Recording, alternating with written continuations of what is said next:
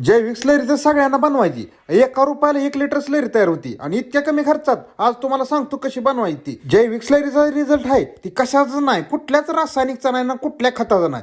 आता सगळ्यात पहिल्यांदा आपल्याला देशी गायचं इथं गोमूत्र 10 लिटर घ्यायचंय. देशी गायचं नसेल तर साध्या गायचं तुम्ही 15 लिटर घ्या कुठल्या बी जरशाचं. आणि दुसरं आपल्याला शेण घ्यायचंय. इथं बी देशी गायचं शेण घेतलं तर 10 किलो घ्या आणि दुसऱ्या जरशा गायांचं घेतलं तर इथं 15 किलो घ्यायचं. सगळं आधी विरघळून घ्यायचं बरं का, डायरेक्ट अजिबात वाचायचं नाही, गाठी राहते त्या. नंतर आपल्याला इथं घ्यायचं बेसन पीठ. बेसन आपल्या इथं 2 किलो घ्यायचंय आणि ह्याच्यात काय हात बुडवू शकता बिनधास्त. ही काय जैविक आहे. जैविक स्लरी जी आहे ती तुम्ही कुठल्याही पिकाला सोडू शकता, टमाट्याला, बटाट्याला, वांग्याला, ऊसाला.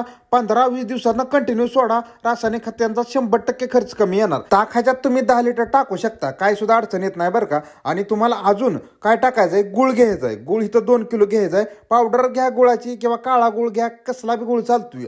गुळ 2 किलो पूर्णपणे इगरून घ्यायचा. आणि दुसरं अजून आपल्याला एक घ्यावं लागतंय माहिती आहे का, माती. आता वडाच्या, पिंपळाच्या किंवा चिचाच्या, कडुलिंबाच्या जी पडाक राय रान भरपूर दिवस झालं मोठं झाड आहे त्याच्या खालची तुम्हाला एक 3 किलो माती घ्यायची. आमच्या इथं काय कुठं पडाक गावलं नाही, सगळं बागात क्षेत्र आहे. आमच्या इथं रान पडाक गावणार नाही बरं का, पण लोक 100% पडाक गावणार एकामेकाची माप काढताना. माती घेताना त्या मातीवर अजिबात तणनाशक गेलं नाही पाहिजे. तर असलीच माती घ्या आणि सकाळ संध्याकाळ 2 टाइम हलवायचं आणि फडक्यानं बांधून ठेवायचं. आजचा करा व्हिडिओ शेअर मग.